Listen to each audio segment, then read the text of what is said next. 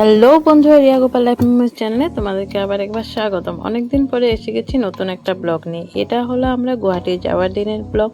এদিকে দেখো আমরা টোটোতে বসে গেছি, এখন যাব আমরা স্টেশনে।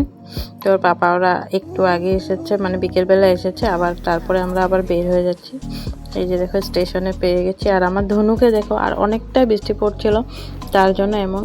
তো ফাইনালি আমরা স্টেশনে পৌঁছে গেছি।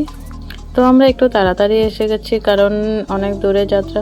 তো তাড়াতাড়ি এসে কিছুক্ষণ ওয়েট করলে হয়, না হলে তো তাড়াতাড়ি না আসলে অনেকটা অসুবিধা হয়ে যায়। তো আমরা এখন যাচ্ছি তিনসুকিয়া স্টেশন, রেল স্টেশনে। এতদিন আমি মাদের বাড়িতেই ছিলাম, তো হাজব্যান্ড তো আজকে আসলো।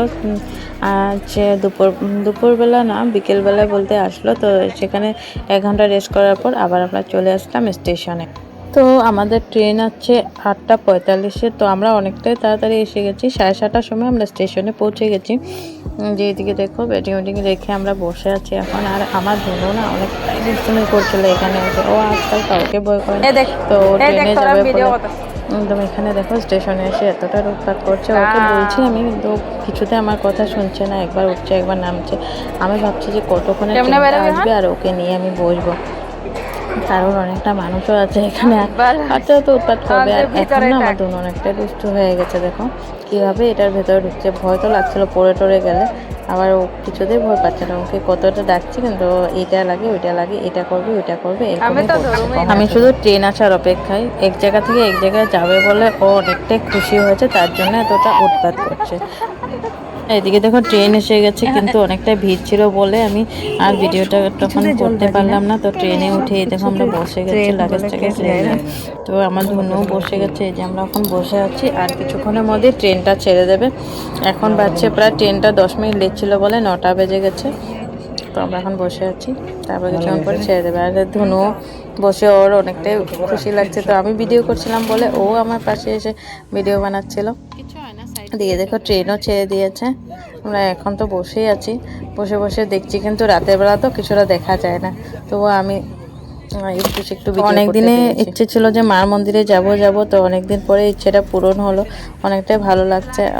কিছু কিছু অসুবিধার জন্য যাওয়া হয় না, তো তার জন্য। তো এখন দেখো সময় হয়ে গেছে ধনুর খাওয়ার, কারণ 9টা বেজে গেছিলো ট্রেন ছাড়তে ছাড়তে। তো আমি কিছুক্ষণ পরে ওকে খাইয়ে দিচ্ছিলাম। আর আমরাও স্টেশন থেকেই আমরা কিছু খাওয়া নিয়ে নিয়েছিলাম, বাড়ি থেকে আনা হয়নি বলে। তো আমরাও খেয়ে নিলাম। তারপরে যে ধনুকে নিয়ে উপরে ধরতে হবে।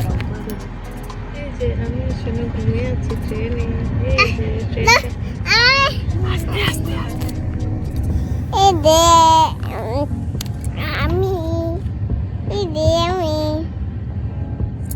এটা বন্ধ করো। এখন বাজছে রাত 2টো। তো আমার ধনু কিছুক্ষণ আধা ঘন্টার মতো ঘুমিয়ে আবার উঠে গেছে। এদিকে দেখো এই যে বদমাশি করছে, সারা রাত ও এরকমই করছে, ঘুমাচ্ছে না, কিছুতেই ঘুমাচ্ছে না। কিছুক্ষণ চেষ্টা করবো ওকে ঘুম পাড়িয়ে দেওয়ার। এখন দেখো ভোর হয়ে গেছে, অনেক কষ্ট করে আমি ধনুকে ঘুম পাড়িয়েছি সকালবেলা। এই যে এখনো ঘুমিয়ে আছে। এখন 4টা 4:30 বাজছে। তো আর কিছুক্ষণ বলতে 7টার মধ্যে পেয়ে যাব গুয়াহাটি। তো ততক্ষণ একটু ধনু ঘুমিয়ে নিক। তো আমার ধনু অনেক সকালে উঠে গেছে, এই যে সবাই উঠে গেছে। এখন বাজছে 6টা। তো আর 1 ঘন্টার মধ্যে পেয়ে যাবো গুয়াহাটি, তার জন্য ধনুকে উঠিয়ে দিলাম। ধনু উঠে বসে গেছে, ওকেও কাপড় টাপড় পরিয়ে নিলাম। তারপরে আমরা এসে গেলাম, নিচে এসে বসে গেলাম।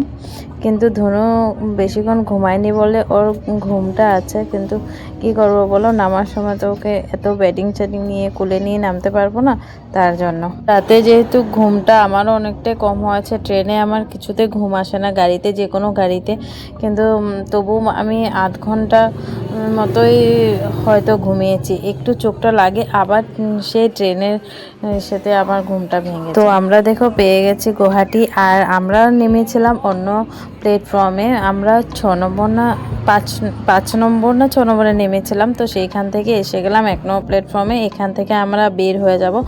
তো কিছুক্ষণ এখানে বসে থাকলাম, কারণ যাকে মানে ওর একজন ভাইকে বলা হয়েছে, তো সে আসবে আমাদেরকে নিয়ে যেতে, তার জন্য আমরা সেইখানে বসেছিলাম। তারপরে এই যে আমরা এসে আবারও বসে আছি।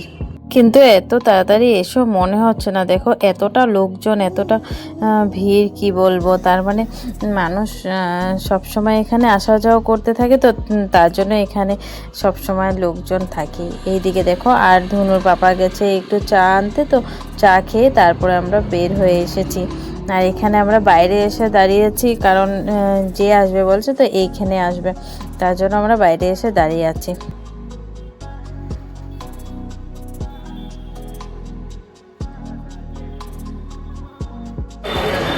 ওইদিকে ফ্লাইওভার একটা আছে, ওইদিকে ছেড়েটা আমার উপরে যেতে হবে, বন্ধ হয়ে গেছে।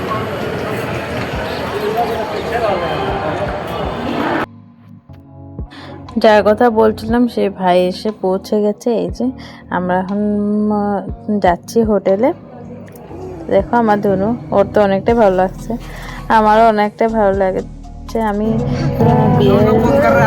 অনেক আগে এসেছিলাম, তারপর অনেক বছর পরে আবার আসলাম। এই বিয়ের পর প্রথমবার ঘুরতে এখানে আসলাম।